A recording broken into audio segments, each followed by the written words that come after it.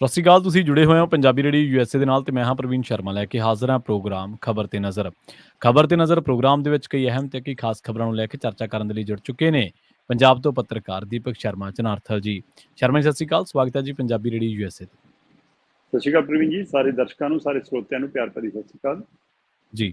ਅੱਗੇ ਵਧਣ ਤੋਂ ਪਹਿਲਾਂ ਧੰਨਵਾਦ ਕਰਦੇ ਚਲੀਏ ਸਪਾਂਸਰਸ ਦਾ, ਜਿਹੜੇ ਜ਼ਰੀਆ ਬਣਦੇ ਨੇ ਇਹਨਾਂ ਪ੍ਰੋਗਰਾਮਾਂ ਨੂੰ ਤੁਹਾਡੇ ਤੱਕ ਪਹੁੰਚਾਉਣ ਦੇ ਲਈ। ਖਾਲਸਾ ਇੰਸ਼ੋਰੈਂਸ ਏਜੰਸੀ ਵਾਲੇ, ਜਿਨ੍ਹਾਂ ਤੋਂ ਤੁਸੀਂ ਹਰ ਤਰੀਕੇ ਦੀ ਇੰਸ਼ੋਰੈਂਸ ਲੈ ਸਕਦੇ ਹੋ। ਇੰਸ਼ੋਰੈਂਸ ਬਾਰੇ ਪਤਾ ਕਰਨ ਦੇ ਲਈ ਇਹਨਾਂ ਦਾ ਨੰਬਰ ਹੈ 468 272 2500। ਇਹ 1992 ਤੋਂ ਲਗਾਤਾਰ ਇੰਸ਼ੋਰੈਂਸ ਬਿਜ਼ਨਸ ਦੇ ਵਿੱਚ ਸ਼ਾਨਦਾਰ ਸੇਵਾਵਾਂ ਦੇ ਰਹੇ ਨੇ ਤੇ ਅਮਰੀਕਾ ਭਰ ਦੇ ਵਿੱਚ ਇੰਸ਼ੋਰੈਂਸ ਕਰਦੇ ਨੇ। ਓਬਾਮਾ ਕੇਅਰ, ਮੈਡੀਕੇਅਰ ਜਾਂ ਫਿਰ ਕਵਰਡ ਕੈਲੀਫੋਰਨੀਆ ਬਾਬਤ ਪਾਲਿਸੀ ਕਰਵਾਉਣ ਦੇ ਲਈ, ਸਲਾਹ ਲੈਣ ਦੇ ਲਈ ਅੱਜ ਹੀ ਕਾਲ ਕਰੋ 408 272 2500 ਤੇ। ਟਰਕੀਅਨ ਇਮੀਗ੍ਰੇਸ਼ਨ ਲਾ ਫਰਮ ਵਾਲੇ ਜੇ ਟਰਕੀਅਨ ਅਟਾਰਨੀ ਟਰਕੀਅਨ ਦੇ ਨਾਲ ਤੁਸੀਂ ਯੂਐਸ ਇਮੀਗ੍ਰੇਸ਼ਨ ਬਾਬਤ ਕੋਈ ਵੀ ਸਲਾਹ ਕਰਨੀ ਹੈ, ਕੋਈ ਵੀ ਸਵਾਲ ਪੁੱਛਣਾ ਹੈ ਤੇ ਇਹਨਾਂ ਦਾ ਨੰਬਰ ਹੈ 415 909 0503। ਜਸਵਿੰਦਰ ਸਿੰਘ, ਨਛੱਤਰ ਕੌਰ ਨਾਗਰਾ ਰੋਜ਼ਵੈਲ, ਗੁਰਦੀਪ ਸਿੰਘ ਬਿਰਦੀ ਕਲੋਵਿਸ, ਮਨਦੀਪ ਸਿੰਘ, ਸੰਦੀਪ ਕੌਰ ਸੈਨਹੋਜ਼ੇ ਤੇ ਗੁਰਪਾਲ ਸਿੰਘ ਸੈਕਰਾਮੈਂਟੋ, ਜਿੰਦ ਕੌਰ ਬੇਕਰਸਫੀਲਡ, ਕਮਲਜੀਤ ਸਿੰਘ ਮੱਖਣ ਦੌਲਤਪੁਰੀਆ ਸੈਂਟਰਲ ਵੈਲੀ ਤੇ ਜੱਸੀ ਗਿੱਲ ਪਲੰਬਿੰਗ ਵਾਲੇ ਬੇਕਰਸਫੀਲਡ ਤੋਂ। ਇਹਨਾਂ ਸਾਰੇ ਹੀ ਸਪਾਂਸਰਸ ਦਾ ਬਹੁਤ-ਬਹੁਤ ਧੰਨਵਾਦ। ਤੇ ਜੇਕਰ ਤੁਸੀਂ ਵੀ ਪੰਜਾਬੀ ਰੇਡੀਓ ਯੂਐਸਏ ਦੇ ਇਹਨਾਂ ਪ੍ਰੋਗਰਾਮਾਂ ਨੂੰ ਸਪਾਂਸਰ ਕਰਨਾ ਚਾਹੁੰਦੇ ਹੋ ਤਾਂ ਸਟੂਡੀਓ ਦਾ ਨੰਬਰ ਹੈ 408 272 5200। ਅੱਜ ਦਾ ਇਹ ਖਬਰ ਤੇ ਨਜ਼ਰ ਪ੍ਰੋਗਰਾਮ ਸਾਲ 2024 ਦੀ 4 ਜੁਲਾਈ ਦਾ ਪ੍ਰੋਗਰਾਮ ਹੈ ਤੇ ਦਿਨ ਅੱਜ ਵੀਰਵਾਰ ਹੈ।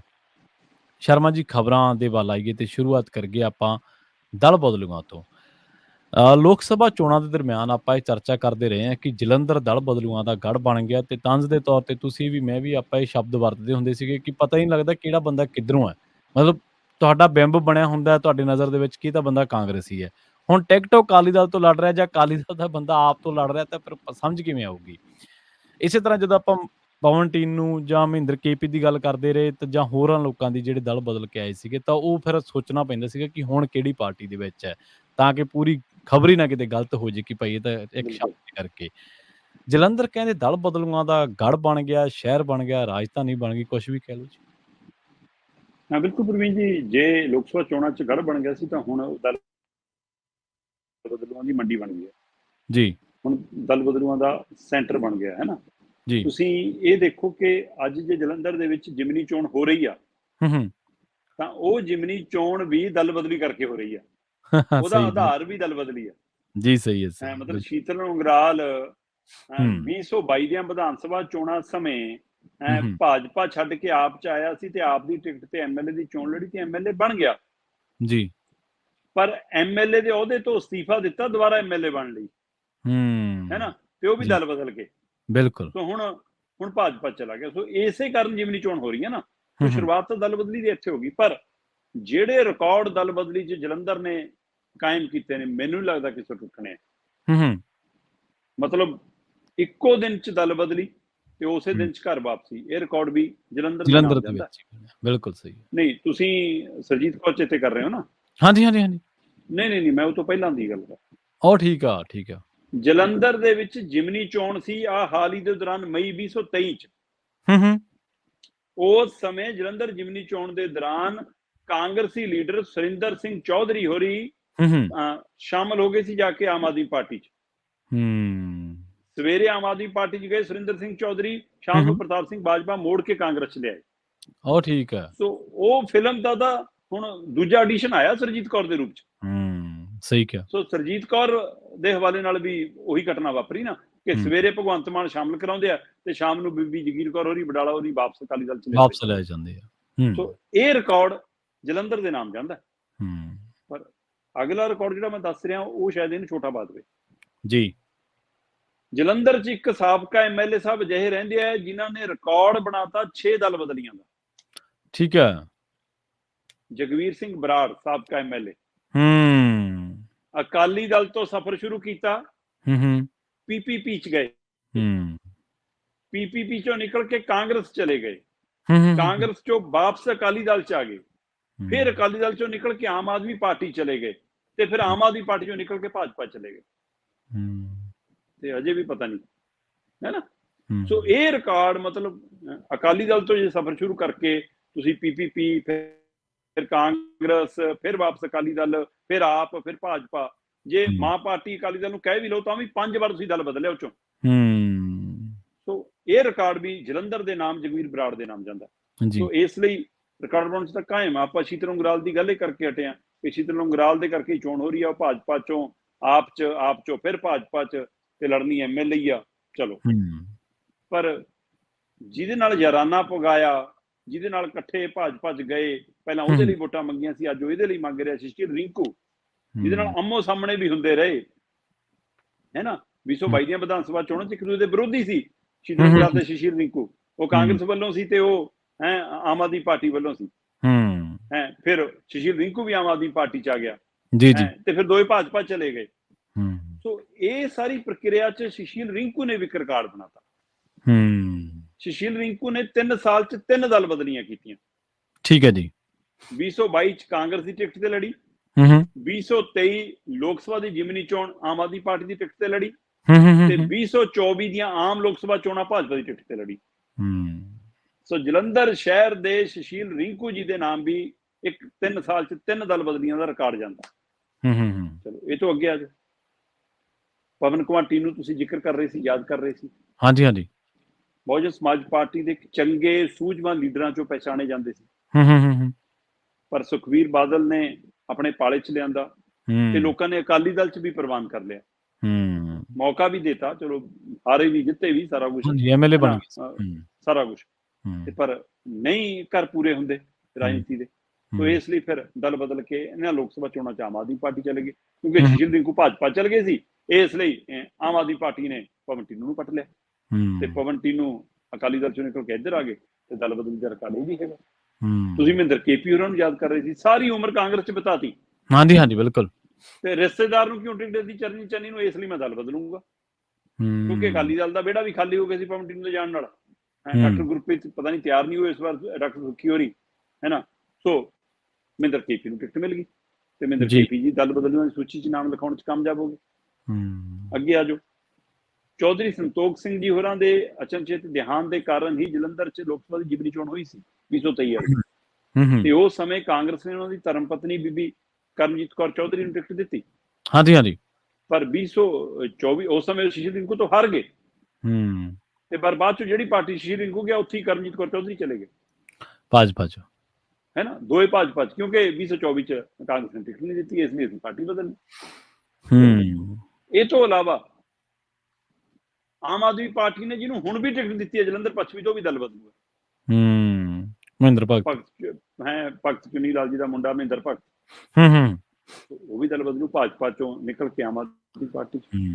ਆਪਾਂ ਲੰਘੇ ਕੱਲ ਗੱਲ ਵੀ ਕਰ ਰਹੇ ਸੀ ਕਿ ਸਾਬਕਾ ਡਿਪਟੀ ਮੇਅਰ ਕਮਲਜੀਤ ਭਾਟੀਆ ਜੀ, ਹਾਂਜੀ, ਅਕਾਲੀ ਦਲ ਤੋਂ ਪਹਿਲਾਂ ਵੀ ਆਮ ਆਦਮੀ ਪਾਰਟੀ 'ਚ ਆ ਚੁੱਕਿਆ ਤੇ ਆਮ ਆਦਮੀ ਪਾਰਟੀ 'ਚੋਂ ਭਾਜਪਾ 'ਚ ਚਲੇ ਗਏ ਸੀ ਤੇ ਹੁਣ ਫਿਰ ਭਾਜਪਾ 'ਚੋਂ ਨਿਕਲ ਕੇ ਆਮ ਆਦਮੀ ਪਾਰਟੀ 'ਚ ਆ ਗਏ। ਕਾਂਗਰਸ ਦੇ ਸਾਬਕਾ MC ਜਗਦੀਸ਼ ਸਮਰਾਏ ਦਲ ਬਦਲ ਕੇ ਭਾਜਪਾ 'ਚ ਗਏ ਸੀ, 1 ਮਹੀਨੇ ਦੇ ਅੰਦਰ ਅੰਦਰ ਭਾਜਪਾ 'ਚੋਂ ਨਿਕਲ ਕੇ ਆਮ ਆਦਮੀ ਪਾਰਟੀ 'ਚ ਆ ਗਏ। 2022 ਦੀਆਂ ਵਿਧਾਨ ਸਭਾ ਚੋਣਾਂ ਤੋਂ ਲੈ ਕੇ 2024 ਦੀਆਂ ਲੋਕ ਸਭਾ ਦਰਮਿਆਨ ਜਾਂ ਇਸ ਦੌਰਾਨ ਇੱਕ ਜਿਮਨੀ ਚੋਣ ਲੋਕ ਸਭਾ ਦੀ ਹੋ ਰਹੀ ਤੇ ਇੱਕ ਹੁਣ ਜਿਮਨੀ ਚੋਣ ਜਲੰਧਰ ਪੱਛਮੀ ਤੋਂ ਵਿਧਾਨ ਸਭਾ ਦੀ ਹੋ ਰਹੀ ਹੈ। ਇਹ ਸਭ ਦੇ ਦਰਮਿਆਨ ਮੌਜੂਦਾ MP ਵੀ ਦਲ ਬਦਲ ਗਿਆ, ਮੌਜੂਦਾ MLA ਵੀ ਦਲ ਬਦਲ ਗਿਆ, 3 ਸਾਬਕਾ MLA ਵੀ ਦਲ ਬਦਲ ਗਏ, ਮੰਤਰੀ ਸੰਤਰੀ ਰਹੇ ਵੀ ਦਲ ਬਦਲ ਗਏ, ਹੈ ਨਾ। ਤੇ ਇੱਕ ਸੀਨੀਅਰ ਡਿਪਟੀ ਮੇਅਰ 2 ਦਰਜਨ ਦੇ ਕਰੀਬ ਕੌਂਸਲਰਾਂ ਨੇ ਦਲ ਬਦਲੀਆਂ ਕੀਤੀਆਂ। तो फिर हुण तुसीं इहनूं दल बदलूआं दी मंडी ना कहो, बाजार ना कहो, शहर ना कहो, है ना, यूनीवर्सिटी ना कहो, तो की कहोगे? बिल्कुल जी। सो ये जलंधर दे नाम रिकॉर्ड है जी, पर ये सियासत दा गिरदे किरदार दा एक चेहरा मोहर है। जी बिल्कुल जी। शर्मा जी इन्ना भी लोग लीडर चाहुंदे ने भी साडी गल करनगे जां साडी अगवाई करनगे जां साडी नुमाइंदगी करनगे, पर ਉਹਨਾਂ ਨੂੰ ਕੀ ਪਤਾ ਹੁੰਦਾ ਵੀ ਲੀਡਰ ਨੇ ਤਾਂ ਆਪਦਾ ਸੂਤ ਵੇਖ ਲੈਣਾ ਤੇ ਜਿਵੇਂ ਉਹਦਾ ਦਾ ਲੱਗਿਆ ਜਿਹੜੀਆਂ ਚੋਣਾਂ ਆਈਆਂ ਉਸ ਦੇ ਵਿੱਚ ਉਹਦੀ ਕਿੰਨੀ ਕੁ ਅਹਿਮੀਅਤ ਹੈ, ਪਾਰਟੀ ਉਹਨੂੰ ਕਿੰਨੀ ਕੁ ਸਪੇਸ ਦਿੰਦੀ ਹੈ, ਇਹਦੇ ਆਧਾਰ ਤੇ ਉਹਨੇ ਦਲ ਬਦਲੀ ਕਰ ਲੈਣੀ। ਨਹੀਂ, ਪਰ ਲੋਕ ਸਭਾ ਚੋਣਾਂ 'ਚ ਪ੍ਰਵੀਨ ਜੀ ਇਹੋ ਜਿਹੇ ਨਤੀਜੇ ਆਏ ਸੀ, ਲੋਕਾਂ ਨੇ ਆਪਾਂ ਪੂਰੀ ਸੀਟ ਦਰ ਸੀਟ ਚਰਚਾ ਕੀਤੀ ਸੀ, 2 ਜਣਿਆਂ ਨੂੰ ਛੱਡ ਕੇ ਬਾਕੀ ਦਲ ਬਦਲੂ ਲਗਭਗ ਹਾਰ ਗਏ ਸੀ। ਹਾਂਜੀ ਬਿਲਕੁਲ। ਤੇ ਪਰ ਤਾਂ ਵੀ ਪਾਰਟੀਆਂ ਸਿੱਖਣ ਲਈ ਤਿਆਰ ਨਹੀਂ ਬਿਲਕੁਲ, ਤਾਂ ਵੀ ਸਮਝਣ ਲਈ ਤਿਆਰ ਨਹੀਂ। ਘੱਟੋ ਘੱਟ ਆਮ ਆਦਮੀ ਪਾਰਟੀ ਦਾ ਜਿਹੜੀ ਉੱਠੀ ਧਰਾਤਲ ਤੁਸੀਂ ਆਮ ਲੋਕਾਂ 'ਚ ਸੀ, ਉਹ ਹੁਣ ਤਾਂ ਸਿੱਖ ਲੈਂਦੀ, ਉਸ ਗਲਤੀ ਨੂੰ ਦੁਰਸਤ ਕਰ ਲੈਂਦੀ, ਹੁਣ ਵੀ ਦਲ ਬਦਲੂ ਨੂੰ ਟਿਕਟ ਦਿੱਤੀ ਹੈ। ਜੀ ਇਸੇ ਸ਼ਹਿਰ ਦੇ ਇੱਕ ਵਿਧਾਨ ਸਭਾ ਹਲਕੇ ਦੀ ਗੱਲ ਕਰ ਲਈਏ ਜਿੱਥੇ ਜ਼ਿਮਨੀ ਚੋਣ ਹੋਣ ਜਾ ਰਹੀ ਹੈ, ਜਲੰਧਰ ਪੱਛਮੀ। ਕਹਿੰਦੇ ਭਗਵੰਤ ਮਾਨ ਦੇ ਲਈ ਜਲੰਧਰ ਪੱਛਮੀ ਜਿੱਤਣਾ ਲਾਜ਼ਮੀ ਹੋ ਗਿਆ, ਨਹੀਂ ਤਾਂ ਇਹਦੇ ਜਿਹੜੇ ਨਤੀਜੇ ਹੈ ਉਹ ਕੁਛ ਹੋਰ ਰੂਪ ਦੇ ਵਿੱਚ ਵੀ ਮਿਲ ਸਕਦੇ, ਇਕੱਲਾ ਹਾਰ ਨਹੀਂ ਰਹਿਣੀ। ਪ੍ਰਵੀਨ ਜੀ, ਜਲੰਧਰ ਖੇਤਰ ਦੇ ਵਿੱਚ ਜਾਂ ਜਿਹੜੀਆਂ ਸਿਆਸੀ ਲੀਡਰ ਵੱਖ-ਵੱਖ ਪਾਰਟੀਆਂ ਵਾਲੇ ਇਕੱਠੇ ਬੈਠ ਕੇ ਸ਼ਾਮ ਨੂੰ ਬੈਠ ਲੈਂਦੇ ਆ, ਉਹਨਾਂ 'ਚ ਤੇ ਜਾਂ ਮੀਡੀਆ ਦੇ ਘਰਾਂ 'ਚ ਵੀ ਇਹ ਚਰਚਾ ਆਮ ਹੈ ਕਿ ਇੰਨਾ ਜ਼ੋਰ ਤਾਂ ਮਹਿੰਦਰ ਭਗਤ ਤੇ ਉਹਦਾ ਪਰਿਵਾਰ ਨਹੀਂ ਲਾ ਰਿਹਾ ਜਿੰਨਾ ਜ਼ੋਰ ਮੁੱਖ ਮੰਤਰੀ ਸਾਹਿਬ ਤੇ ਉਹਨਾਂ ਦਾ ਪਰਿਵਾਰ ਲਾ ਰਿਹਾ। ਹਾਂਜੀ, ਵਾਰਡ ਦੇ ਵਿੱਚ ਜਾ ਕੇ ਸੰਬੋਧਨ ਕਰ ਰਹੇ ਨੇ ਮੁੱਖ ਮੰਤਰੀ ਸਾਹਿਬ। ਡਾਕਟਰ ਗੁਰਪ੍ਰੀਤ ਕੌਰ ਹੋਰੀ ਸਵੇਰੇ ਉੱਠਦੀ ਸਾਰ ਦਰਬਾਰ ਲਾਉਂਦੇ ਆ ਆਪਣੇ ਕਿਰਾਏ ਦੇ ਘਰ 'ਚ। ਠੀਕ ਹੈ। ਔਰ ਮੈਨੂੰ ਯਾਦ ਹੈ ਆਮ ਆਦਮੀ ਪਾਰਟੀ ਬਾਕੀ ਪਾਰਟੀਆਂ ਦੀਆਂ ਧਰਮ ਪਤਨੀਆਂ ਕੋਲ, ਜਿਨ੍ਹਾਂ ਕੋਲ ਕੋਈ ਅਹੁਦੇ ਨਹੀਂ ਸੀ, ਉਹਨਾਂ ਨੂੰ ਲੈ ਕੇ ਕਈ ਸਵਾਲ ਖੜੇ ਕਰਦੀਆਂ ਰਹੀਆਂ। ਤੇ ਅੱਜ ਡਾਕਟਰ ਗੁਰਪ੍ਰੀਤ ਕੌਰ ਕੋਲ ਕੋਈ ਸੰਵਿਧਾਨਕ ਅਹੁਦਾ ਨਹੀਂ ਹੈ, ਨਹੀਂ ਹੈ, ਕੋਈ ਲੋਕ ਨੁਮਾਇੰਦੇ ਨਹੀਂ ਹੈ। ਉਹ ਮੁੱਖ ਮੰਤਰੀ ਸਾਹਿਬ ਦੀ ਧਰਮ ਪਤਨੀ ਹੈ। ਇਸ ਨਾਤੇ ਉਹ ਬਕਾਇਦਾ ਮੇਜ਼ ਕੁਰਸੀਆਂ ਲਾ ਕੇ ਅਫਸਰਾਂ ਨੂੰ, MLA ਨੂੰ ਫੋਨ ਕਰਦੇ ਆ, ਲੋਕਾਂ ਦੀਆਂ ਸ਼ਿਕਾਇਤਾਂ ਸੁਣਦੇ ਆ। ਪੂਰਾ ਦਰਬਾਰ ਚੱਲਦਾ ਦੁਪਹਿਰ ਤੱਕ। ਹਦਾਇਤਾਂ ਜਾਰੀ। ਦੁਪਹਿਰ ਤੋਂ ਬਾਅਦ ਡਾਕਟਰ ਗੁਰਪ੍ਰੀਤ ਹੋਰੀ ਜੀ ਕੱਲੇ ਮਹੱਲੇ ਗਲੀ ਲੋਕਾਂ ਦੇ ਘਰਾਂ 'ਚ ਵੋਟਾਂ ਮੰਗਣ ਜਾਂਦੇ। ਸੋ ਫਿਰ ਇਹ ਚਰਚਾ ਇਸੇ ਤਰ੍ਹਾਂ ਮੁੱਖ ਮੰਤਰੀ ਸਾਹਿਬ ਰੋਡ ਸ਼ੋਅ, ਮਤਲਬ ਕਿੰਨਾ ਅਹਿਮ ਹੋਊਗਾ ਜਲੰਧਰ ਜਿਮਨੀ ਚੋਣ, ਜਲੰਧਰ ਪੱਛਮੀ ਦੀ ਜਿਮਨੀ ਚੋਣ ਮੁੱਖ ਮੰਤਰੀ ਭਗਵੰਤ ਮਾਨ ਹੋਰਾਂ ਲਈ। ਸਾਰੇ ਪੰਜਾਬ ਨੂੰ ਇੱਕ ਪਾਸੇ ਛੱਡ ਕੇ ਇਕੱਲੇ ਜਲੰਧਰ ਬੈਠੇ ਆ। ਅਜੇ 4 ਦਿਨ ਹੋਰ ਚੋਣ ਪ੍ਰਚਾਰ ਪਿਆ। ਜੀ ਇੱਥੋਂ ਹਿਸਾਬ ਲਾ ਲਓ ਕਿ ਕੀ ਸਥਿਤੀ ਆ। ਇਹਦਾ ਮਤਲਬ ਉਮੀਦਵਾਰਾਂ ਲਈ, ਵੱਖ-ਵੱਖ ਪਾਰਟੀਆਂ ਲਈ, ਇੱਥੋਂ ਤੱਕ ਕਿ ਆਮ ਆਦਮੀ ਪਾਰਟੀ ਲਈ ਵੀ ਇੰਨਾ ਮਸਲਾ ਨਹੀਂ ਹੈ ਜਿੰਨਾ ਮੁੱਖ ਮੰਤਰੀ ਭਗਵੰਤ ਮਾਨ ਲਈ ਬਣਿਆ। ਉਹੀ ਨਹੀਂ ਕਿਰਾਏ ਦਾ ਘਰ ਲੈ ਕੇ ਉੱਥੇ ਡੇਰੇ ਲੈ। ਹੁਣ ਇਸ ਸਥਿਤੀ ਤੋਂ ਸਮਝੋ ਜੀ। ਮੁੱਖ ਮੰਤਰੀ ਸਾਹਿਬ ਦਾ ਨਾਅਰਾ ਸੀ 13-0, ਉਹ ਫਲॉप ਹੋ ਗਿਆ, ਹੈ ਨਾ। 10 ਉੱਡ ਗਏ ਵਿੱਚੋਂ, ਮਤਲਬ 3 ਹੀ ਜਿੱਤੇ ਤੇ 7 ਕਾਂਗਰਸ ਲੈ ਗਈ, 1 ਅਕਾਲੀ ਦਲ ਲੈ ਗਿਆ, 2 ਆਜ਼ਾਦ ਲੈ ਗਏ। ਉਹ ਨਾਅਰਾ ਵਫਾ ਨਹੀਂ ਹੋਇਆ। ਪਰ ਮੁੱਖ ਮੰਤਰੀ ਸਾਹਿਬ ਨੂੰ ਇਹ ਲੱਗਦਾ ਕਿ ਉਸ ਦਾ ਬਹਾਨਾ ਤਾਂ ਮੈਂ ਇਹ ਵੀ ਕਹਿ ਸਕਦਾ ਕਿ ਭਾਈ ਉਹ ਰਾਸ਼ਟਰੀ ਮੁੱਦਾ ਸੀ, ਰਾਸ਼ਟਰੀ ਚੋਣਾਂ ਸੀ। ਪਰ ਹੁਣ ਕਿਹੜਾ ਬਹਾਨਾ ਘੜੂਗਾ ਜੇ ਹੁਣ ਜਿਮਨੀ ਚੋਣ ਹਾਰ ਗਏ, ਉਹ ਵੀ MLA ਵਾਲੀ। ਹਾਂਜੀ, ਬਿਲਕੁਲ। ਇਸ ਲਈ ਉਹਨਾਂ ਲਈ ਇਹ ਬਹੁਤ ਅਹਿਮ ਸਵਾਲ ਹੈ, ਕਿਉਂਕਿ ਜਿਹੜੇ 3 ਜਿੱਤੇ ਆ ਨਾ, ਉਹ 3 ਚੋਂ ਇੱਕੋ ਬੰਦਾ 1.5 ਲੱਖ ਦੇ ਪਾਰ ਗਿਆ, ਮੀਥੇਰ, ਜਿਹਦੇ ਲਈ ਜ਼ੋਰ ਉੱਥੇ ਵੀ ਮੁੱਖ ਮੰਤਰੀ ਸਾਹਿਬ ਦਾ, ਉਹਨਾਂ ਦੇ ਮੰਤਰੀਆਂ ਦਾ, ਹਰਪਾਲ ਚੀਮੇ ਦਾ, ਅਰੋੜੇ ਦਾ, ਖੁਦ ਮੀਥੇਰ ਦਾ, ਸਾਰਿਆਂ ਦਾ ਲੱਗਿਆ। 1,72,560 ਵੋਟਾਂ ਨਾਲ ਜਿੱਤਿਆ। ਤੇ ਜਿਹੜੇ ਦੂਜੇ 2 ਜਿੱਤੇ ਆ, ਉਹਨਾਂ 'ਚ ਰਾਜਕੁਮਾਰ ਚੱਬੇਵਾਲ ਦੀ ਆਪਣੀ ਹੋਂਦ ਵੀ ਸੀ, ਆਪਣਾ ਰੁਤਬਾ ਵੀ, ਤਾਂ ਵੀ 50,000 ਨਹੀਂ ਟੱਪਿਆ। 44,111 ਵੋਟਾਂ ਨਾਲ ਜਿੱਤਿਆ। ਤੇ ਜਿਹੜਾ ਆਮ ਆਦਮੀ ਪਾਰਟੀ ਨੇ ਆਪਣੇ ਘਰੋਂ ਟਿਕਟ ਦਿੱਤੀ ਸੀ, ਜਿਹਨੂੰ ਚਲੋ ਬੇਸ਼ੱਕ ਪਹਿਲਾਂ ਭਾਜਪਾ ਤੋਂ ਸੀਗਾ ਪਰ ਲੰਮੇ ਸਮੇਂ ਤੋਂ ਆਮ ਆਦਮੀ ਪਾਰਟੀ ਨਾਲ ਸੀ, ਮਾਲਵਿੰਦਰ ਕੰਗ, ਉਹ 10,846 ਵੋਟਾਂ ਨਾਲ ਜਿੱਤਿਆ। ਕੁਛ ਵੀ ਮਾਰਜਨ ਨਹੀਂ। ਇਹ ਤੋਂ ਬਾਅਦ ਵਾਲੇ 10 ਤਾਂ ਹੋ ਗਏ ਨਾ। ਸੋ ਇਸ ਲਈ ਮੁੱਖ ਮੰਤਰੀ ਭਗਵੰਤ ਮਾਨ ਹੋਰਾਂ ਲਈ MLA ਵਾਲੀ ਜਿਮਨੀ ਚੋਣਾਂ ਹੈ। ਮੈਂ ਕਿਤੇ ਕਿ ਇਹ ਲੋਕ ਸਭਾ ਵਾਲੀ ਨਾ ਹੋ ਜਾਵੇ, ਫਿਰ ਮੇਰੇ ਲਈ ਮੁਸ਼ਕਲ ਹੈ ਜੀ। ਦੂਜਾ ਪਹਿਲੂ, 2 ਸਾਲਾਂ ਦੇ ਵਿੱਚ 59 ਸੀਟਾਂ ਦਾ ਉੱਡ ਜਾਣਾ। 2 ਸਾਲਾਂ 'ਚ 2022 ਦੀਆਂ ਵਿਧਾਨ ਸਭਾ ਚੋਣਾਂ 'ਚ ਭਗਵੰਤ ਮਾਨ ਦੀ ਅਗਵਾਈ 'ਚ ਆਮ ਆਦਮੀ ਪਾਰਟੀ ਨੂੰ 92 ਸੀਟਾਂ ਮਿਲਦੀਆਂ, ਤੇ ਉਸ 92 ਦੇ ਆਧਾਰ ਤੇ ਲੋਕ ਸਭਾ ਚੋਣਾਂ 'ਚ 9 ਸੀਟਾਂ ਤਾਂ ਬਣਦੀਆਂ ਹੀ ਬਣਦੀਆਂ, 10 ਸੀਟਾਂ ਤਾਂ ਬਣਦੀਆਂ ਹੀ ਬਣਦੀਆਂ ਸੀ।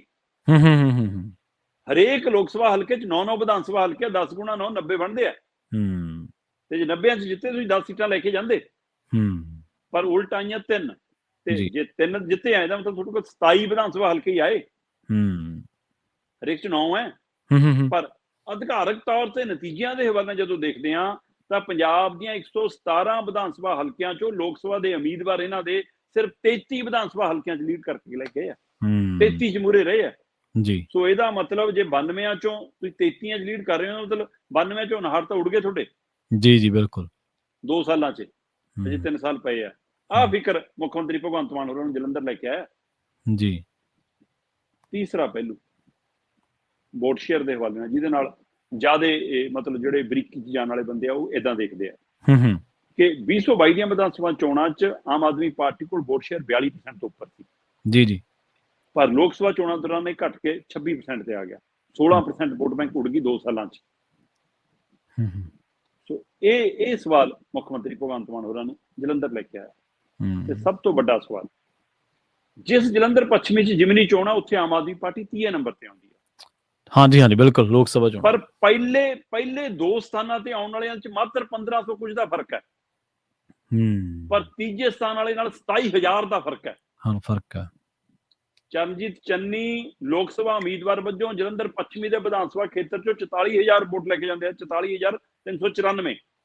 ਸੁਸ਼ੀਲ ਰਿੰਕੂ ਤੇ ਸ਼ੀਤਲ ਉਗਰਾਲ ਜਿਨ੍ਹਾਂ ਦਾ ਇਸੇ ਹਲਕੇ 'ਚ ਘਰ ਹੈ, ਸੁਸ਼ੀਲ ਰਿੰਕੂ ਭਾਜਪਾਈ ਲੋਕ ਸਭਾ ਉਮੀਦਵਾਰ ਦੇ ਨਾਤੇ ਜਲੰਧਰ ਪੱਛਮੀ ਵਿਧਾਨ ਸਭਾ ਹਲਕੇ ਚੋਂ 42,827 ਵੋਟ ਲੈ ਕੇ ਜਾਂਦੇ ਆ। ਤੇ ਇਸੇ ਵਿਧਾਨ ਸਭਾ ਹਲਕੇ ਚੋਂ ਲੋਕ ਸਭਾ ਉਮੀਦਵਾਰ ਪਵਨ ਕੁਮਾਰ ਟੀਨੂ ਆਮ ਆਦਮੀ ਪਾਰਟੀ ਦੇ ਸਿਰਫ 15,629 ਵੋਟਾਂ ਲੈ ਕੇ ਜਾਂਦੇ ਆ। 27,765 ਵੋਟਾਂ ਦਾ ਪਾੜਾ ਪੂਰਾ ਕਰਨ ਦੇ ਲਈ ਫਿਰ ਮਹਿੰਦਰ ਭਗਤ ਦੇ ਨਾਲ ਨਹੀਂ ਸਰਨਾ, ਫਿਰ ਮਾਸਟਰ ਦੇ ਮੁੰਡੇ ਨੂੰ ਜ਼ੋਰ ਲਾਉਣਾ ਪੈਣਾ। ਤਾਂ ਬੈਠੇ ਆ ਭਗਵੰਤ ਮਾਨ ਹੋਰੀ ਉੱਤੇ, ਤਾਂ ਧਰਮ ਪਤਨੀ ਨੂੰ ਵੋਟਾਂ ਲਈ ਤਾਰਿਆ। ਸੋ ਇਹ ਸਾਰੇ ਪਹਿਲੂ ਕਿਤੇ ਨਾ ਕਿਤੇ ਸੰਕੇਤ ਕਰਦੇ ਆ ਪ੍ਰਵੀਨ ਜੀ ਕਿ ਭਗਵੰਤ ਮਾਨ ਹੋਰਾਂ ਲਈ ਇਹ ਸ਼ਾਖ ਦਾ ਸਵਾਲ ਹੈ, ਇਹ ਇੱਜ਼ਤ ਦਾ ਸਵਾਲ ਹੈ, ਇਹ ਕੁਰਸੀ ਦਾ ਸਵਾਲ ਹੈ। ਕਿਤੇ ਅਰਵਿੰਦ ਕੇਜਰੀਵਾਲ ਦੇ ਜੇਲ੍ਹ ਜਾਣ ਤੋਂ ਬਾਅਦ ਇਹ ਆਵਾਰ ਬਣ ਰਿਹਾ ਸੀਗਾ ਕਿ ਲੈ ਵੀ ਭਗਵੰਤ ਮਾਨ ਓਵਰਆਲ ਪਾਰਟੀ ਦਾ ਚਿਹਰਾ ਮੋਹਰਾ। ਹਾਂਜੀ ਬਣ ਰਿਹਾ ਸੀ, ਬਿਲਕੁਲ।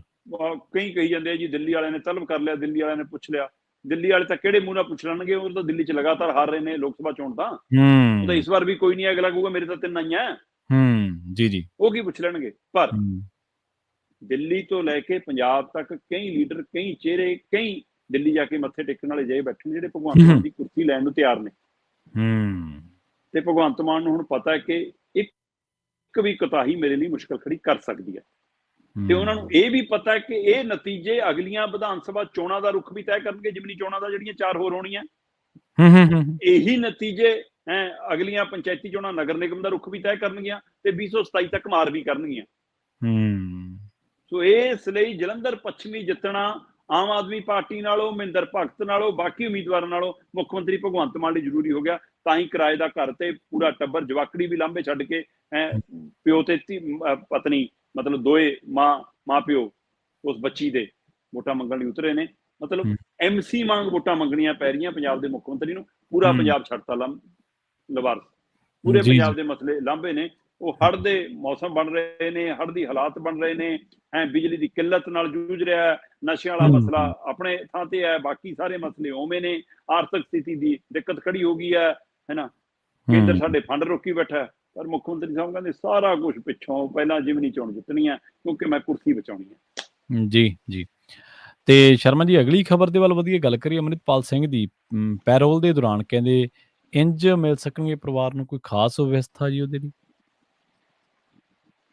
ਦੇਖੋ, ਇਹ ਲਗਾਤਾਰ ਖਬਰਾਂ ਜਦੋਂ ਮਿਲਣ ਲੱਗੀਆਂ ਸੀਗੀਆਂ ਕਿ ਪੈਰੋਲ ਮਿਲ ਗਈ, ਤੇ ਪਰ ਉਹਦਾ ਬੇਸ ਕੀ ਸੀ, ਉਹਦਾ ਆਧਾਰ ਕੀ ਸੀ, ਉਹਦੇ ਪਿੱਛੇ ਸ਼ਰਤਾਂ ਕੀ ਨੇ, ਇਹ ਅਜੇ ਸਪਸ਼ਟ ਨਹੀਂ ਹੋ ਰਿਹਾ ਸੀ। ਇੰਨੀ ਜਾਣਕਾਰੀ ਮਿਲ ਗਈ ਸੀ ਕਿ 5 ਤਰੀਕ ਨੂੰ ਸਹੁੰ ਚੁੱਕ ਸਕਦੇ ਆ, 4 ਦਿਨ ਦੀ ਪੈਰੋਲ ਮਿਲੀ ਹੈ। ਪਰ ਹੁਣ 10 ਨੁਕਾਤੀ ਸ਼ਰਤਾਂ ਦੇ ਆਧਾਰ ਤੇ ਪੈਰੋਲ ਮਿਲੀ ਹੈ ਜੀ। 10 ਸ਼ਰਤਾਂ ਤੈਅ ਕੀਤੀਆਂ। ਹਾਂ, ਅੰਮ੍ਰਿਤਸਰ ਦੇ DC ਦੇ ਹਵਾਲੇ ਨਾਲ ਪੰਜਾਬ ਸਰਕਾਰ ਵੱਲੋਂ ਲੋਕ ਸਭਾ ਸਪੀਕਰ ਨੂੰ ਸਾਰੀ ਜਾਣਕਾਰੀ ਭੇਜੀ ਗਈ, ਜਿਸ ਤੋਂ ਬਾਅਦ ਪੈਰੋਲ ਦਾ ਰਾਹ ਖੁੱਲਿਆ। ਔਰ 5 ਤਰੀਕ ਨੂੰ ਇਹ ਰਾਸ਼ੀ ਸੇਖੋਰੀ ਜਿਹੜੇ ਤਿਹਾੜ ਜੇਲ੍ਹ 'ਚ ਬੰਦ ਹੈ ਉਸ ਨੂੰ ਸਹੁੰ ਚੁਕਾਈ ਜਾਣੀ ਹੈ। ਤੇ ਮੰਨਿਆ ਜਾ ਰਿਹਾ ਕਿ ਉਸੇ ਦਿਨ ਅੰਮ੍ਰਿਤਪਾਲ ਸਿੰਘ ਨੂੰ ਸਹੁੰ ਚੁਕਾ ਦਿੱਤੀ ਜਾਵੇ, ਕਿਉਂਕਿ ਜਿਹੜੀ ਪੈਰੋਲ ਹੈ ਉਹ 4 ਦਿਨਾਂ ਦੀ ਪੈਰੋਲ ਨਹੀਂ ਹੈ ਜੀ। 4 ਦਿਨ ਜਾਂ ਉਸ ਤੋਂ ਘੱਟ ਦੀ ਪੈਰੋਲ ਹੈ। ਤੇ ਇਹ ਸਿਰਫ ਸਹੁੰ ਚੁਕਾਉਣ ਲਈ ਪੈਰੋਲ ਹੈ। ਹਾਂਜੀ। ਸੋ ਇਸ ਲਈ ਜੇ ਸਹੁੰ ਸ਼ੁੱਕਰਵਾਰ ਨੂੰ ਚੁੱਕ ਹੋ ਗਈ ਤਾਂ ਹੋ ਸਕਦਾ ਸ਼ਨੀਵਾਰ ਸਵੇਰ ਤੱਕ, ਦੁਪਹਿਰ ਤੱਕ ਡਿਬਰੂਗੜ੍ਹ ਜੇਲ੍ਹ ਦੇ ਵਿੱਚ ਅੰਮ੍ਰਿਤਪਾਲ ਸਿੰਘ ਵਾਪਸ ਹੋ ਗਏ। ਤੇ ਜੇ ਨਹੀਂ ਚੁੱਕ ਹੁੰਦੀ ਫਿਰ ਹੋ ਸਕਦਾ ਸ਼ਨੀ ਐਤਵਾਰ ਦਿੱਲੀ ਰਹਿਣਾ ਪੈ ਜਾਵੇ, ਸੋਮਵਾਰ ਹੋਵੇ। ਸੋ ਇਹ ਸਭ ਦੇ ਦਰਮਿਆਨ ਅੰਮ੍ਰਿਤਪਾਲ ਸਿੰਘ ਤੈਅ ਸ਼ਰਤ ਦੇ ਤਹਿਤ ਆਪਣੇ ਪਰਿਵਾਰ ਨੂੰ ਮਿਲ ਵੀ ਸਕਦੇ ਆ, ਰਿਸ਼ਤੇਦਾਰਾਂ ਨੂੰ ਮਿਲ ਵੀ ਸਕਦੇ ਆ, ਪਰ ਉਹ ਪੰਜਾਬ ਆਮਦ ਨਹੀਂ ਹੋਏਗੀ।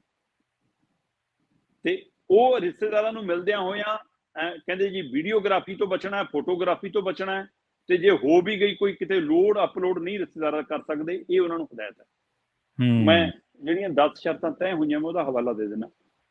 ਸਭ ਤੋਂ ਪਹਿਲੀ ਸ਼ਰਤ ਹੈ ਜੇਲ੍ਹ ਤੋਂ ਜੇਲ੍ਹ ਤੱਕ, ਮਤਲਬ ਡਿਬਰੂਗੜ੍ਹ ਜੇਲ੍ਹ ਤੋਂ ਦਿੱਲੀ ਤੇ ਦਿੱਲੀ ਤੋਂ ਵਾਪਸ ਡਿਬਰੂਗੜ੍ਹ ਜੇਲ੍ਹ ਤੱਕ ਸਾਰੀ ਜ਼ਿੰਮੇਵਾਰੀ ਅੰਮ੍ਰਿਤਸਰ ਦੇ SSP ਰੂਲਰ ਦੀ ਹੋਏਗੀ।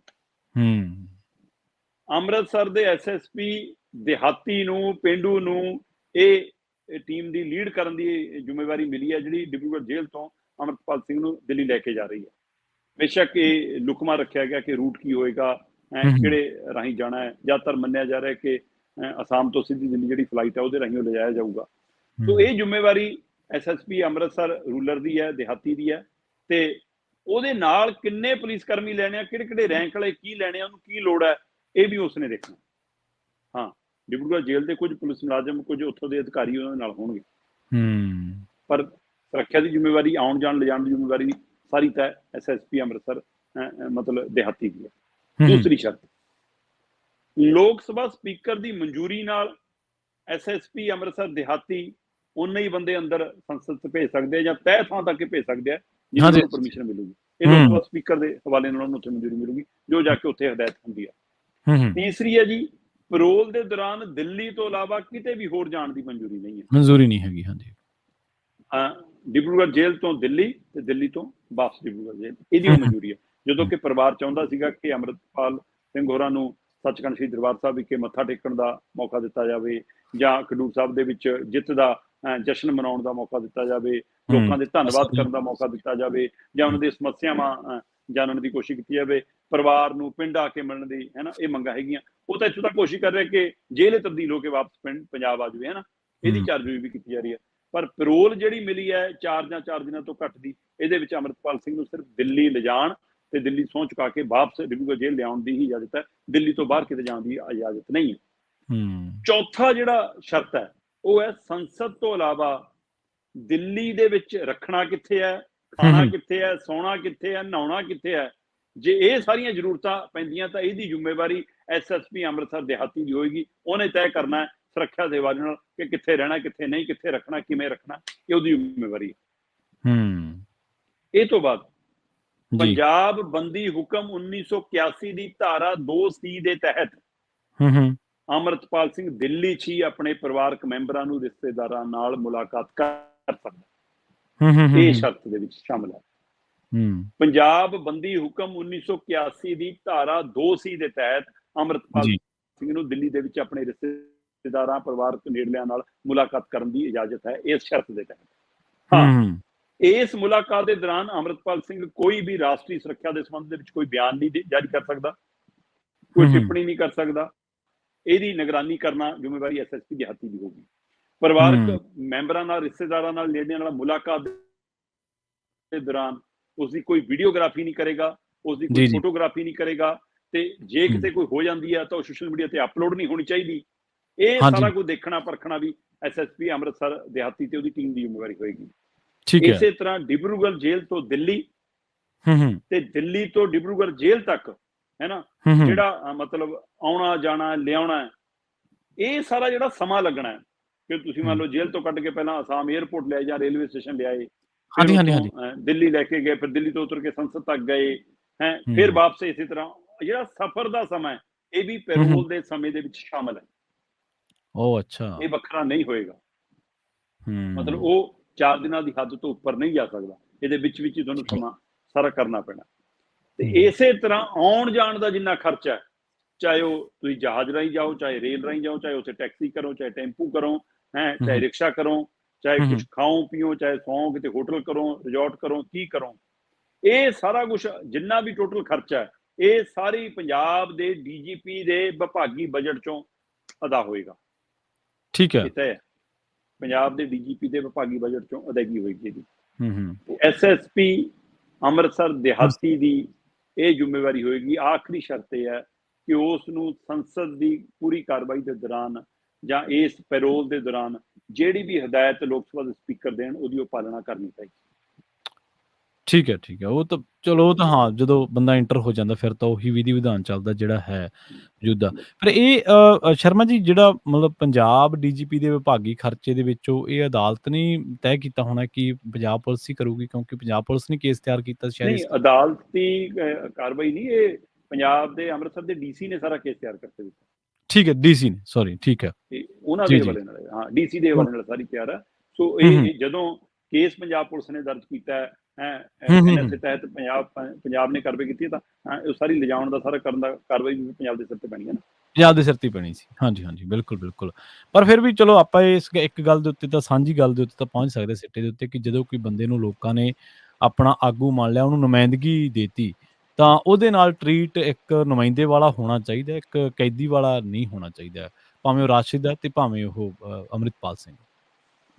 ਦੇਖੋ, ਸਿਸਟਮ ਆਪਣੇ ਸਿਸਟਮ, ਕਾਨੂੰਨ ਆਪਣੇ ਸਿਸਟਮ ਰਾਹੀਂ ਚੱਲਦਾ, ਉਸਨੇ ਆਪਣੀ ਕਾਰਵਾਈ ਕਰਨੀ ਹੈ। ਇਹ ਅਜੇ ਤੈਅ ਹੋਣਾ ਅਦਾਲਤੀ ਰੂਪ ਚ ਬਾਕੀ ਹੈ ਕਿ ਕੀ ਉਹਦੇ ਪਰ ਐਨਐਸਏ ਜਾਇਜ਼ ਹੈ ਜਾਂ ਨਹੀਂ। ਜੀ ਹੈ, ਬਿਲਕੁਲ ਸਹੀ। ਜੀ ਜੀ ਇਹ ਕਾਨੂੰਨੀ ਪ੍ਰਕਿਰਿਆ ਇੱਕ ਵੱਖਰੀ ਹੈ। ਜੇ ਲੜਾਈ ਖੜੀ ਹੈ, ਲੋਕ ਫਤਵੇ ਨਾਲ ਉਹ ਮੈਂਬਰ ਪਾਰਲੀਮੈਂਟ ਬਣ ਗਏ, ਇਸ ਲਈ ਉਹਦਾ ਸੰਵਿਧਾਨਕ ਹੱਕ ਬਣਦਾ ਕਿ ਉਹ ਸੰਸਦ 'ਚ ਜਾ ਕੇ ਸਹੁੰ ਚੁੱਕੇ। ਹਾਂਜੀ ਹਾਂਜੀ, ਬਿਲਕੁਲ ਬਿਲਕੁਲ। ਵੈਸੇ ਤਾਂ ਉਹਦਾ ਇਹ ਵੀ ਹੱਕ ਬਣਦਾ ਕਿ ਉਸਨੂੰ ਸਭਾਵਾਂ 'ਚ ਹਿੱਸਾ ਲੈਣ ਦਾ ਪ੍ਰਬੰਧ ਕਰਕੇ ਦਿੱਤਾ ਜਾਵੇ, ਜਿੰਨੀਆਂ ਉੱਥੇ ਬੈਠਕਾਂ ਹੋਣ। ਹਾਂਜੀ ਹਾਂਜੀ, ਹੈ ਨਾ। ਤੇ ਪਰ ਇਹ ਵੱਖਰੀ ਗੱਲ ਹੈ ਕਿ ਇਹ ਟ੍ਰੀਟ ਕਰਨ ਵਾਲੀ ਪ੍ਰਕਿਰਿਆ ਉਨੀ ਦੇਰ ਉਨੀ ਹੋ ਰਹਿਣੀ ਹੈ ਕਿਉਂਕਿ ਉਹਨਾਂ ਦੀ ਨਜ਼ਰ ਦੇ ਵਿੱਚ ਉਹ ਐਨਐਸਏ ਤਹਿਤ ਕੈਦੀ ਹੈ। ਜੀ। ਤੇ ਪੰਜਾਬ ਸਰਕਾਰ ਤਾਂ ਫਿਰਦੀ ਹੈ, ਜਿਵੇਂ ਜਲੰਧਰ ਤੁਸੀਂ ਕਿਹਾ ਹੀ ਹੈ ਵੀ ਸਾਰਾ ਅਮਲਾ ਫਾਲਾ, ਸਾਰਾ ਹੜ੍ਹਾਂ ਦੀ ਸਥਿਤੀ ਸਿਰ ਤੇ ਹੈ, ਮੌਨਸੂਨ ਖੜਾ ਹੈ, ਪਰ ਕਹਿੰਦੇ ਇਹਦੇ ਦਰਮਿਆਨ ਫਰਿਸ਼ਤੇ ਸਕੀਮ ਸੀਗੀ, ਉਹਦੀ ਵੀ ਫੂਕ ਨਿਕਲ ਗਈ ਜੀ। ਬੜੇ ਢੋਲ ਵਜਾ ਕੇ ਸਕੀਮ ਲਿਆਂਦੀ ਸੀ, ਅਖਬਾਰਾਂ, ਇਸ਼ਤਿਹਾਰਾਂ, ਟੈਲੀਵਿਜ਼ਨਾਂ, ਸੋਸ਼ਲ ਮੀਡੀਆ ਤੇ ਇਹਦਾ ਪ੍ਰਚਾਰ ਹੋਇਆ, ਉਹ ਇਸ਼ਤਿਹਾਰ ਦੇ ਰੂਪ ਚ, ਪਰ ਲੋਕਾਂ ਦੀ ਜਾਣਕਾਰੀ ਚ ਵਾਧਾ ਦੇਣ ਲਈ ਨਾ ਪੋਰਟਲ ਤੇ ਕੋਈ ਸਹੀ ਜਾਣਕਾਰੀ ਹੈ, ਨਾ ਮਤਲਬ ਸਿਹਤ ਵਿਭਾਗ ਨੂੰ ਕੋਈ ਜਾਣਕਾਰੀ ਹੈ, ਜਿਹੜੀ ਟੀਮ ਨੇ ਇਹਨੂੰ ਇੰਪਲੀਮੈਂਟ ਕਰਨਾ ਨਾ ਉਹਨਾਂ ਨੂੰ ਪਤਾ ਹੈ, ਨਾ ਵਿੱਤ ਵਿਭਾਗ ਨੂੰ ਪਤਾ ਹੈ, ਕੋਈ ਗੌਰ ਹੀ ਨਹੀਂ ਕਿਤੇ। ਪੰਜਾਬ ਦੇ ਮੁੱਖ ਮੰਤਰੀ ਭਗਵੰਤ ਮਾਨ ਹੋਰੀ 4-5 ਮਹੀਨੇ ਪਹਿਲਾਂ ਸਕੀਮ ਲੈ ਕੇ ਆਏ ਕਿ ਜਿਹੜਾ ਕੋਈ ਸੜਕ ਤੇ ਹਾਦਸਾ ਵਾਪਰਦਾ, ਕੋਈ ਜ਼ਖਮੀ ਹੋ ਗਿਆ, ਕੋਈ ਉਹਨੂੰ ਇਲਾਜ ਦੀ ਤੁਰੰਤ ਲੋੜ ਹੈ, ਜਿਹੜਾ ਵਿਅਕਤੀ ਉਹਨਾਂ ਨੂੰ ਹਸਪਤਾਲ ਲੈ ਕੇ ਆਏਗਾ ਉਸ ਨੂੰ ਸ਼ੱਕੀ ਨਜ਼ਰ ਨਾਲ ਨਹੀਂ, ਫਰਿਸ਼ਤੇ ਦੀ ਨਜ਼ਰ ਨਾਲ ਦੇਖਿਆ ਜਾਏਗਾ। ਉਹਦੇ ਲਈ ਫਰਿਸ਼ਤੇ ਸ਼ਬਦ ਦੀ ਵਰਤੋਂ ਕੀਤੀ ਗਈ ਤੇ ਉਸ ਨੂੰ ਕਹਿੰਦੇ ਬਕਾਇਦਾ ਤੌਰ ਦੇ ਉੱਤੇ ਸਰਟੀਫਿਕੇਟ ਦੇ ਕੇ, ਇਨਾਮ ਦੇ ਕੇ ਸਨਮਾਨਿਤ ਕੀਤਾ ਜਾਊਗਾ। 2000 ਰੁਪਏ ਦਾ ਇਨਾਮ ਹਰ ਫਰਿਸ਼ਤੇ ਨੂੰ ਮਿਲੂਗਾ। ਠੀਕ ਹੈ। ਪਰ ਪਿਛਲੇ 4-5 ਮਹੀਨਿਆਂ ਚ ਇੱਕ ਵੀ ਫਰਿਸ਼ਤਾ ਨਹੀਂ ਲੱਭਿਆ ਜਿਹਨੂੰ 2000 ਤਾਂ ਛੱਡੋ ਸਰਟੀਫਿਕੇਟ ਦੇਣ ਦੇ।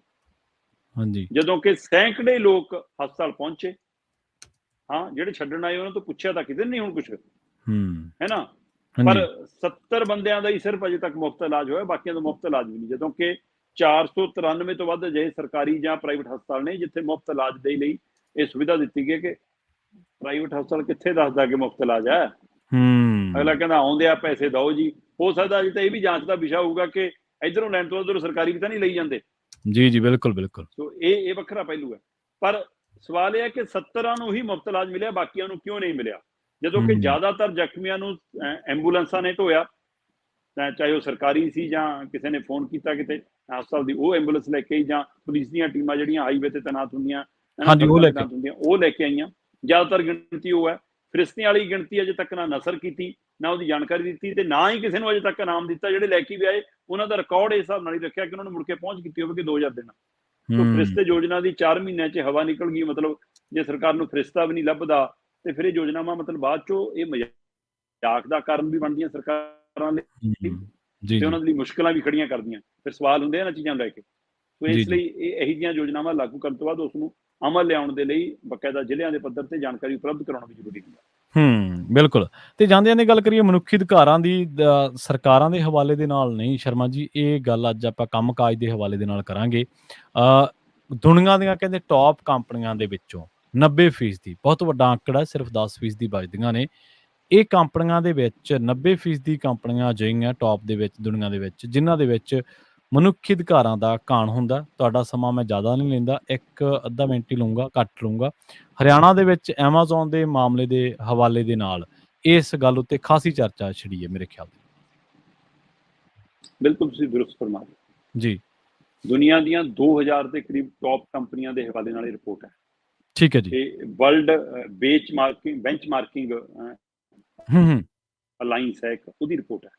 ਜੀ ਜੀ। ਬੈਂਚਮਾਰਕ ਸੈੱਟ ਕਰਦੇ ਕਿ ਕਿਸ ਲੈਵਲ ਤੇ ਖੜੀਆਂ ਕੰਪਨੀਆਂ ਨੇ। ਵਰਲਡ ਦੀਆਂ 2000 ਦੇ ਕਰੀਬ ਜਿਹੀਆਂ ਵੱਡੀਆਂ ਕੰਪਨੀਆਂ ਜਿਨ੍ਹਾਂ ਦੇ ਉੱਤੇ ਇਹ ਰਿਪੋਰਟ ਸਾਹਮਣੇ ਆਈ ਹੈ ਕਿ ਇਹ 2000 ਕੰਪਨੀਆਂ ਚੋਂ 90% ਕੰਪਨੀਆਂ ਅਜਿਹੀਆਂ ਨੇ ਜਿਹੜੀਆਂ ਮਨੁੱਖੀ ਅਧਿਕਾਰਾਂ ਦਾ ਘਾਣ ਕਰਦੀਆਂ, ਉਹਨਾਂ ਨੂੰ ਬਣਦੇ ਉਹਨਾਂ ਦੇ ਮਨੁੱਖੀ ਹੱਕ ਹਕੂਕ ਨਹੀਂ ਦਿੰਦੀਆਂ, ਜਿਹੜੇ ਮੁਲਾਜ਼ਮ ਉਹਨਾਂ ਲਈ ਕਰੋੜਾਂ ਰੁਪਏ ਕਮਾ ਕੇ ਦਿੰਦੇ ਆ। ਇਹ 'ਚ ਐਮਾਜ਼ੋਨ ਵੀ ਹੈ, BMW ਵੀ ਹੈ, ਨੈਸਲੇ ਵੀ ਹੈ, ਰੀਓ ਵੀ ਹੈ, ਫਾਈਜ਼ਰ ਵੀ ਹੈ, ਸ਼ੌਨ ਵੀ ਹੈ, ਸਟੈਂਡਰਡ ਚਾਰਟਰਡ ਜੇ ਵਰਗੀਆਂ ਵੱਡੀਆਂ ਕੰਪਨੀਆਂ, 2000 ਲਾਰਜ ਕੰਪਨੀ। ਤੇ ਇਹਨਾਂ ਕੰਪਨੀਆਂ 'ਚ ਪ੍ਰਵੀਨ ਜੀ 71% ਆਪਣੇ ਕਰਮਚਾਰੀਆਂ ਦੀ ਸਿਹਤ ਦਾ ਖਿਆਲ ਵੀ ਨਹੀਂ ਰੱਖਦੀਆਂ। ਔਰ ਇਹਨਾਂ ਹੀ 2000 ਦੁਨੀਆ ਦੀ ਕੰਪਨੀਆਂ 'ਚ 96% ਕੰਪਨੀਆਂ ਸਹੀ ਸੈਲਰੀ ਵੀ ਨਹੀਂ ਦੇ ਰਹੀਆਂ। ਜੋ ਬਣਦਾ ਹੈ ਉਸ ਰੈਂਕ ਦੀ 96% ਕੰਪਨੀਆਂ। ਔਰ ਇਹਨਾਂ ਵੱਡੀਆਂ ਕੰਪਨੀਆਂ ਦੇ ਵਿੱਚ ਇਹ ਵੀ ਇੱਕ ਪਹਿਲੂ ਹੈਗਾ ਕਿ ਬੰਦਿਆਂ ਔਰ ਮਰਦਾਂ ਦੇ ਵਿੱਚ ਸੈਲਰੀ ਦਾ ਪਾੜਾ ਵੀ ਹੈਗਾ। ਜੀ, ਬੀਬੀਆਂ ਨੂੰ ਘੱਟ ਦਰਜੇ ਦੀ ਵਿਸ਼ਵ ਵਿਖਿਆਤ ਕੰਪਨੀਆਂ ਹੋਣ ਤੇ ਉਹਦਾ ਵਰਤਾਰਾ ਮਨੁੱਖੀ ਅਧਿਕਾਰਾਂ ਦਾ ਪਾਲਣ ਵੀ ਨਾ ਹੋਵੇ, ਸਿਹਤ ਦਾ ਧਿਆਨ ਵੀ ਨਾ ਹੋਵੇ, ਸੈਲਰੀ ਵੀ ਸਹੀ ਨਾ ਹੋਵੇ, ਤੇ ਫਿਰ ਅੰਦਾਜ਼ਾ ਲਾ ਲਓ ਇਹ ਆਪਣੇ ਲਈ ਕਮਾਉਂਦੇ ਆ ਕਿ ਉਹਨਾਂ ਲਈ ਕਮਾਉਂਦੇ ਆ। ਜੀ, ਜੀ। ਤੁਸੀਂ ਦੇਖੋ ਸ਼ਰਮਾ ਜੀ, ਕਿਰਤ ਦੀ ਲੁੱਟ ਕਿੰਨੀ ਜ਼ਾਲਮ ਹੈ। ਦੁਨੀਆ ਦੇ ਵਿੱਚ ਕਿੰਨੇ ਪੀਰਾਂ ਫ਼ਕੀਰਾਂ ਨੇ ਇਹਦੇ ਉੱਤੇ ਅਧਿਆਤਮਿਕ ਤੌਰ ਤੇ ਪ੍ਰਵਚਨ ਦਿੱਤੇ, ਇਹਦੇ ਉੱਤੇ ਲੋਕਾਂ ਨੂੰ ਜਾਗਰ ਕੀਤਾ ਕਿ ਭਾਈ ਇਹ ਗਲਤ ਹੈ, ਕਿਸੇ ਦਾ ਹੱਕ ਖਾਣਾ, ਕਿਸੇ ਦੀ ਕਿਰਤ ਖਾਣੀ। ਦੁਨੀਆ ਭਰ ਦੇ ਵਿੱਚ ਕਿਰਤ ਦੀ ਲੁੱਟ ਦੇ ਵਿਰੁੱਧ ਕਿੰਨੇ ਲੋਕ ਉੱਠੇ, ਕਿੰਨੇ ਇੰਟੈਲੈਕਚੁਅਲ ਹੋਏ, ਕਿੱਡੇ ਵੱਡੇ ਸੰਘਰਸ਼ ਹੋਏ। ਪਰ ਬਾਵਜੂਦ ਇਸ ਨੇ ਕਈ ਹੋਰ ਰੂਪ ਲੈ ਲਏ। ਚਲੋ ਪਹਿਲਾਂ ਘੰਟਿਆਂ ਬੱਧੀ ਜਾਂ ਕਿਵੇਂ ਵੀ, ਪਰ ਫਿਰ ਹੌਲੀ-ਹੌਲੀ ਜਿਵੇਂ AI ਆ ਗਈ, ਉਵੇਂ ਕਿਰਤ ਦੀ ਲੁੱਟ ਨੇ ਵੀ ਮਾਡਰਨ ਜ਼ਮਾਨੇ ਦੇ ਵਿੱਚ ਆਧੁਨਿਕਤਾ ਦਾ ਰੂਪ ਲੈ ਲਿਆ। ਇਹ ਹੋਰ ਤਰੀਕੇ ਨਾਲ ਹੋਣ ਲੱਗ ਪਈ। ਜੀ। ਸ਼ਰਮਾ ਜੀ, ਇਹਨਾਂ ਖਾਸ ਖਬਰਾਂ ਤੇ ਖਾਸ ਜਾਣਕਾਰੀਆਂ ਦੇ ਲਈ ਤੁਹਾਡਾ ਬਹੁਤ-ਬਹੁਤ ਧੰਨਵਾਦ ਜੀ। ਜੀ, ਪ੍ਰੋਗਰਾਮ ਖਬਰ ਤੇ ਆਪਾਂ ਇੱਥੇ ਹੀ ਸਮਾਪਤ ਕਰਾਂਗੇ। ਤੁਹਾਡਾ ਸਾਰਿਆਂ ਦਾ ਵੀ ਬਹੁਤ ਧੰਨਵਾਦ। ਸਤਿ ਸ੍ਰੀ ਅਕਾਲ। ਜੁੜੇ ਰਹੋ ਪੰਜਾਬੀ ਰੇਡੀਓ USA ਦੇ ਨਾਲ।